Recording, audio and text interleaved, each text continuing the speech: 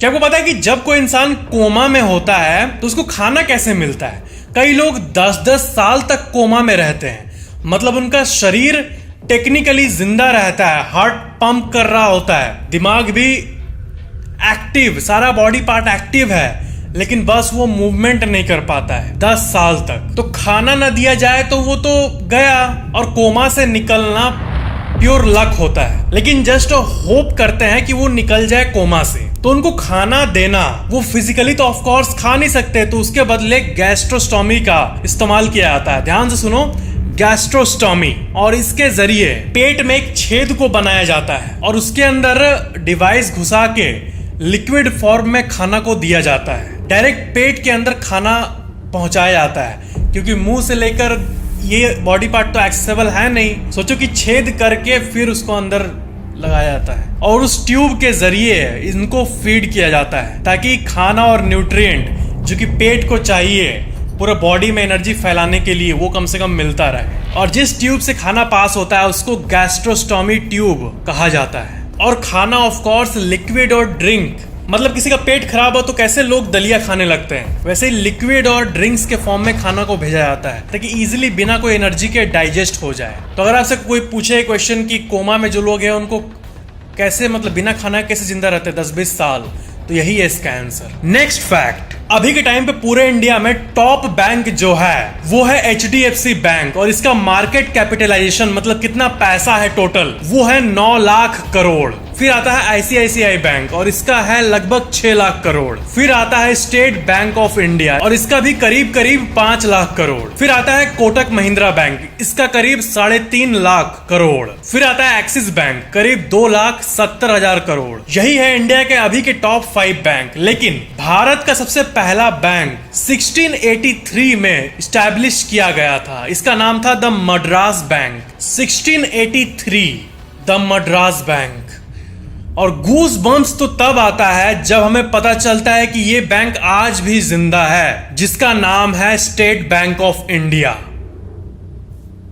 यही है, state bank of India ना एक अमर बैंक की तरह है। जब ये शुरू में फॉर्म हुआ नाम अलग था, फिर आप इस इंफॉर्मेशन स्निपेट पे देख सकते हो, ये फिर बना बैंक ऑफ मद्रास और प्रेजेंटली यही है state bank of India. Next fact, क्या आपको पता है कि इस मामले में बहुत सारे रिसर्चेस की गई है कि पहले के जमाने में जो हार्ड सजा होता था ना, जैसे कि सर काट देना और ये सब, तो सर काटने के बाद भी इंसान का ब्रेन 4 से 30 सेकंड तक एक्टिव रहता है। सर अलग है शरीर से, फिर भी वो 4 सेकंड से 30 सेकंड तक एक्टिव रहता है उसमें इलेक्ट्रिसिटी। आप इस रिसर्च आर्टिकल को अपने स्क्रीन पे देख सकते हो। नेक्स्ट फैक्ट, क्या आपको पता है कि स्वीडन इस पूरे विश्व का पहला ऐसा कंट्री है जो कि भीख मांगने के लिए भी लाइसेंस का नियम रखा है। जी हाँ, वहां के जो भिखारी बेगर्स होते हैं उनको लाइसेंस की जरूरत पड़ती है। और आपको लगेगा कि मैं मजाक कर रहा हूँ, मजाक नहीं, रियल सीरियस फैक्ट है ये। आप द गार्जियन का ये आर्टिकल देख सकते हो कि पहला कंट्री बन गया है एक ऑफिशियल बेगिंग परमिट बनाने का। 21 यूरो पे करना पड़ता है इस लाइसेंस का, और ये सिर्फ 3 महीने तक वैलिड रहता है। ये ऑनलाइन भी भरा जा सकता है और ऑफलाइन पुलिस स्टेशन में भी भरा जा सकता है, और इसके लिए एक ऑफिशियल ID रिक्वायर्ड है।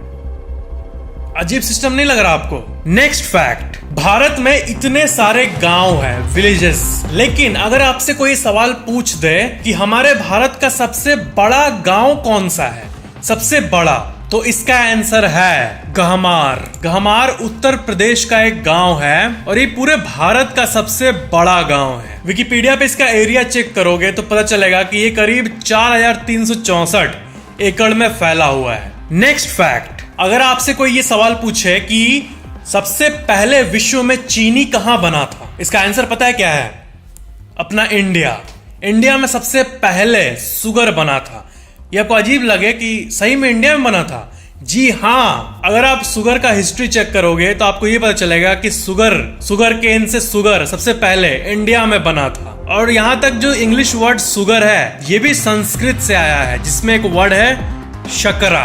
और शुगर का पूरा इतिहास आप खंगालोगे तो आपको पता चलेगा कि पहला ऑफिशियल शुगर दाना वो भारत में ही बना था। नेक्स्ट फैक्ट, क्या आपको पता है कि जितनी ये सब चीजें हैं, नशीली, सिगरेट और बाकी ये सब चीजें, इनको सरकार सिंपली बैन क्यों नहीं कर देती? तो पहला रीजन तो आप बहुत बार सुने होंगे कि हाँ, सरकार को फिर टैक्स नहीं मिलेगा, उससे अच्छा खासा कमाई होता है सरकार का, इसलिए वो बैन नहीं करती। ये तो कॉइन का एक साइड है। दूसरा साइड ये है कि हजारों करोड़ रुपए ये सरकार के लिए उत्पन्न करती है, लेकिन अगर मान लो कि आज सिगरेट बैन हो गया ना, तो इसका ब्लैक मार्केटिंग चालू हो जाएगा। जो काला बाजार है वहां से लोग लेने लगेंगे। जिनको नशा है उनके आसपास काला बाजार का बहुत सारा इलीगल सोर्सेस से वो लोग लेने लगेंगे लोग। और इलीगली कोई भी चीज लेता है कोई, तो उसको और ज्यादा पैसा देना पड़ता है, तो उससे लोग का ज्यादा खर्चा भी होगा, क्योंकि जिसका नशा है उसको छोड़ना आसान बात बिल्कुल भी नहीं है। तो अगर सरकार बैन करती है तो लोगों का ज्यादा खर्चा होने लगेगा उसी चीज के लिए।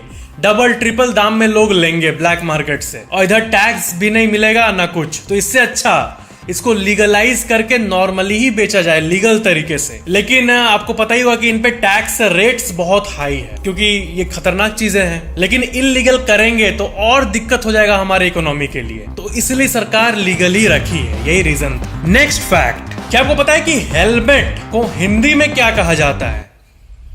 तो इसका आंसर है शिरस्त्राण। जी हाँ, हेलमेट को हिंदी में शिरस्त्राण कहा जाता है। नेक्स्ट फैक्ट, क्या आपको पता है कि पीपीई किट, आपने पीपीई किट का बहुत बार जिक्र सुना होगा अलग अलग जगहों से, बट इसका फुल फॉर्म क्या है बताओ तो? पीपीई किट का फुल फॉर्म याद रख लो, पर्सनल प्रोटेक्टिव इक्विपमेंट, प्रोटेक्ट करने के लिए personal protective equipment, PPE. Next fact, क्या आपको पता है कि ऑस्ट्रेलिया एक इकलौता ऐसा कॉन्टिनेंट है जहां पे कोई भी एक्टिव वोल्केनोज नहीं है। ज्वालामुखी होता है ना, वो आप बहुत लकी मानो कि इंडिया में उतने तो नहीं है, लेकिन जहां होता है वहां जब फटता है ना तो पूरा शहर तबाह हो जाता है। तो इस मामले में ऑस्ट्रेलिया लकी है, वहां पे जो भी है वो फट चुका है, लुप्त हो चुका है, खत्म हो चुका है, एक्टिव एक भी नहीं बचा है। इंडिया में अगर एक्टिव वोल्केनोज की बात की जाए तो आप ये लिस्ट अपने स्क्रीन पे देख सकते हो कि कहां इंडिया में एक्टिव वोल्केनोज है। इंडिया में मात्र 2 एक्टिव वोल्केनोज है, और बाकी जो थे वो खत्म हो चुके हैं पूरी तरह से। मिलियंस ऑफ ईयर पहले ही खत्म हो चुके हैं, सिर्फ 2 बचे हैं, और वो भी अंडमान एंड निकोबार आइलैंड पे है।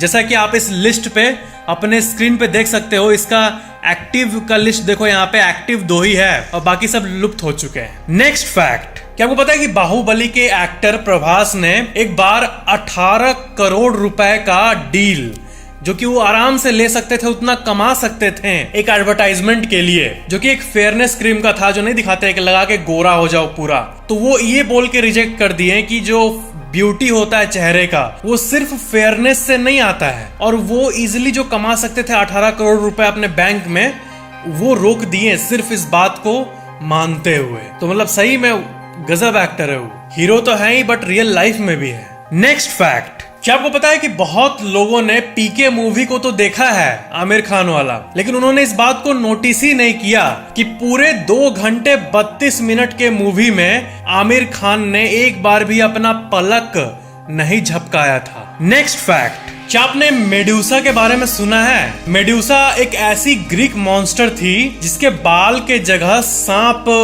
होते थे, और ऐसा कहा जाता था कि वो जिसको भी देखती थी वो पत्थर में बदल जाता था। क्या अभी के समय पे ऐसा कोई जगह हो सकता है? तो पूरे विश्व में एक ही ऐसा जगह है जो कि ऐसा है, जहां पे पक्षियां, एक ऐसा तालाब जहां पे जब वो डाइव मारती है तो पत्थर में बदल जाती है। ये है फेमस लेक नेट्रॉन। लेकिन क्या है जो कि लेक नेट्रॉन के वाटर को इतना डेंजरस बनाता है? ये लेक किसी भी और वाटर बॉडी से कनेक्टेड नहीं है, एकदम आइसोलेटेड है। इस लेक के सामने एक वोल्केनो है जिसका नाम है ओल्टोनियो लेंगाई, और ये अपने अंदर से लावा निकालता है जिसमें बहुत सारा सोडियम और पोटेशियम कार्बोनेट होता है, जिसको नेट्रोकार्बोनेटाइट कहा जाता है। और ये केमिकल कॉम्पोजिशन बहुत ही ज्यादा अल्कलाइन होता है, 10.5 pH लेवल, बिल्कुल अमोनिया की तरह। और इस लेक का आप अपर व्यू देखोगे तो वो कुछ ऐसा दिखेगा, आपको लगेगा कि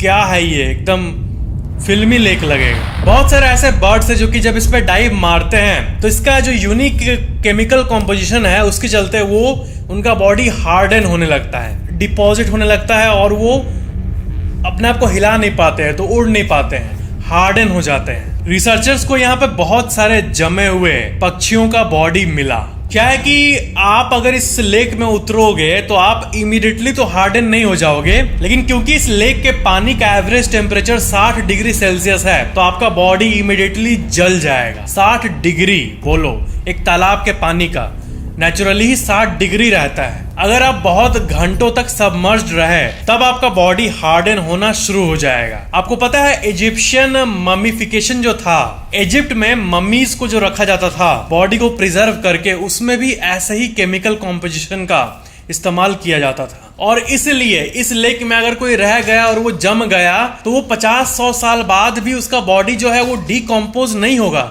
सड़ेगा नहीं, बल्कि जमे हुए फॉर्म में रहेगा एक मम्मी की तरह। इजिप्शियन लोग ऐसे ही केमिकल कॉम्पोजिशन का इस्तेमाल करते थे ममीफिकेशन के लिए। तो इसीलिए अगर कोई जंप करके 100 साल वैसे ही पड़ा रहे तो उसका बॉडी वैसे ही का वैसे ही रहेगा। काफी अजीब लेक है ये। इसका सुपर अल्कलिनिटी जो है वो आपके बॉडी के डिकम्पोजिशन को प्रिवेंट करता है। और ये हॉरिफिक चीज एक बार हुई थी। साल 2007 में एक हेलीकॉप्टर लेक नेट्रॉन में गिर गया था। 2-3 क्रू मेंबर्स का हाथ पैर टूटा, वो तो ठीक है, लेकिन सामने वाले जो ट्राइबल लोग हैं वो मिनटों के अंदर उनको निकाल दिए वहां से। ये सबसे खतरनाक चीज हो सकती है एक इंसान के लिए, ऐसे लिक्विड में गिर जाना, वो भी हेलीकॉप्टर क्रैश।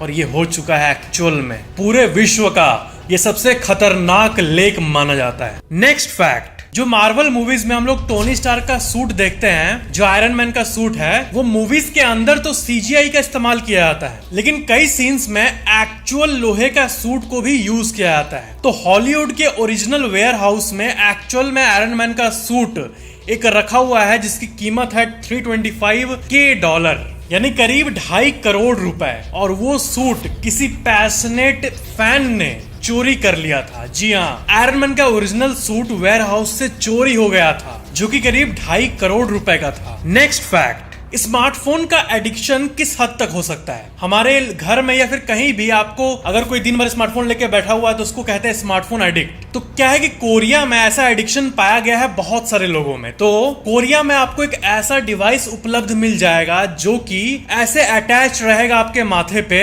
और इसको कहते हैं थर्ड आई डिवाइस। ये ऐसा डिवाइस है जिसको आप रोड पे चलते हुए, आप मोबाइल यूज करते करते चल रहे हो तो क्या है कि ये जो कैमरा आगे आपका देखेगा वो आपको मोबाइल में दिखाएगा। मोबाइल में आप अपना काम कर रहे होगे, चैट कर रहे होगे, जो भी कर रहे होगे, और ऊपर में छोटा सा स्क्रीन पे आपको वो दिखाएगा कि आगे क्या है, ताकि आप आगे भी देखते रहो और अपना काम भी करते रहो। मतलब मल्टीपल विंडो वाला फीचर होता है ना, कि एक स्क्रीन मेन है और एक छोटा सा वीडियो चल रहा है आउट होके, वैसा टाइप का इसमें दिखेगा। मतलब स्मार्टफोन एडिक्ट्स के लिए नेक्स्ट लेवल की चीज, इसको थर्ड आई का नाम दिया गया है। तो ये था आज के फैक्ट्स। वीडियो को लाइक जरूर करना, नीचे कमेंट जरूर करना, और इस चैनल को सब्सक्राइब करके बेल आइकन पे क्लिक करके ऑल पे जरूर क्लिक कर लेना, ताकि अगली वीडियो आपको सबसे पहले मिल जाए। स्क्रीन पे और भी बहुत सारे वीडियोस हैं, आप इन्हें भी इंजॉय कर सकते हो। Thank you so much for watching this video.